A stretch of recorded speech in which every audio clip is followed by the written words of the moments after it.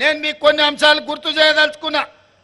2004 2009 మా అన్న మధు యాస్కిన్ మీరు ఎంపీగా గెలిపిస్తే పార్లమెంట్లో కొట్లాడి సోనియమ్మను ఒప్పించి తెలంగాణ రాష్ట్రాన్ని తీసుకొచ్చిందంటే మీ నిజామాబాద్ ఎంపీగా మిత్రుడు మధు యాస్కి గారు సాధించిన విజయం అని చెప్పి ఈరోజు నేను చెప్పదలుచుకున్నా.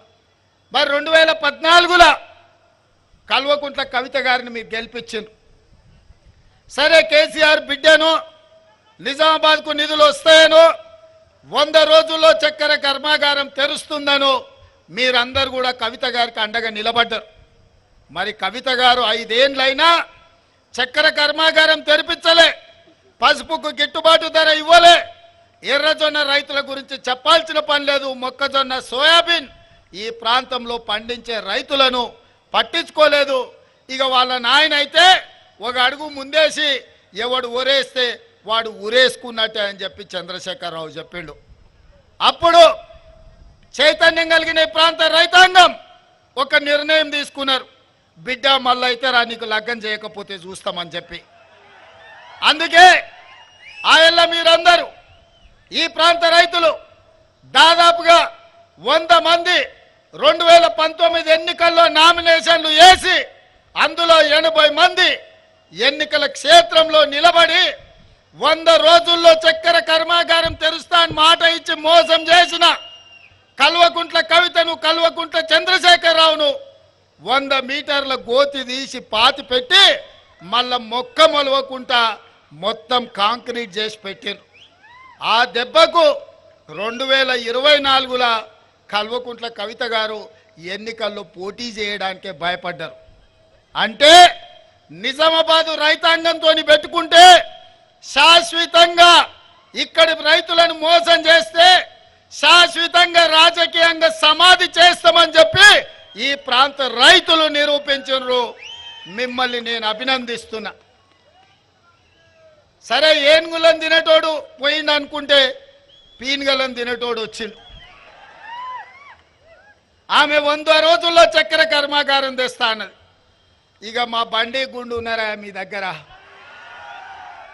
ఇక బండిని గుండును నమ్మేటట్టు లేదని మీకు బాండ్ పేపర్ రాసిచ్చిండు, 5 రోజులల్లా మీకు పసుపు బోర్డు తెస్తా అని. మరి రాజ్నాథ్ సింగ్ గారు, రామ్ మాధవ్ గారు, భారతీయ జనతా పార్టీ నాయకులందరూ చెప్పిండ్రు పసుపు బోర్డు ఇస్తామని. మరి నరేంద్ర మోడీ గారు చివరికి మొన్న పసుపు బోర్డు ఇస్తామని జీవో ఇస్తే అక్కడ నిజామాబాద్ అనేది మర్చిపోయిండు. అందులో మీరు ఒక్కసారి ఆ జీవో చూడండి, అందులో ఏంది లేదు. ఎక్కడ పెడతాడో నాకు తెలియదు. హిమాలయ పర్వతాలలో పెడతాడో, శంకరగిరి మాన్యంలో పెడతాడో, లేకపోతే నిజామాబాద్ గడ్డ మీద పెడతాడో. ఇవాళ కాడికి వరకు అది రాలే. కానీ ఆయన మారు వేషంతో ఇక్కడ పెట్టిన స్పైసెస్ బోర్డును అదే పసుపు బోర్డు అని నమ్మించే ప్రయత్నం చేసిండు, బుకాయించే ప్రయత్నం చేసిండు. గిదే గది గదే గిది అని. నేను అడగదలుచుకున్న మిత్రుడు ధర్మపుర అరవిందును, గ్రామాలలో బట్టలు ఉత్కనికే రిన్ సబ్ అని ఉంటుంది. ఈ రిన్ సబ్కు డూప్లికేట్ కింద సేమ్ అట్లనే ఉంటుంది రన్ సబ్ అని ఒకటి వచ్చింది. ఏమయ్యా మిత్రమా అరవిందు, పసుపు బోర్డుకు స్పైసెస్ బోర్డుకు తేడా తెలియనోళ్ళ అనే మా రైతులు. ఆకాశం వంక ఇట్లా చూడకుంటేనే మబ్బులు ఎప్పుడైతాయో, మేఘాలు ఎప్పుడు కమ్ముకుంటాయో, వాన ఎప్పుడు కురుస్తుందో, పసుపు ఎప్పుడు వేయాలో, కందులు ఎప్పుడు పండించాలో, మిర్చి ఒడ్లు ఎక్కడ వేయాలో, ఏ భూములు వేయాలో తెలిసిన వాళ్ళు మా నిజామాబాద్ జిల్లా రైతులు.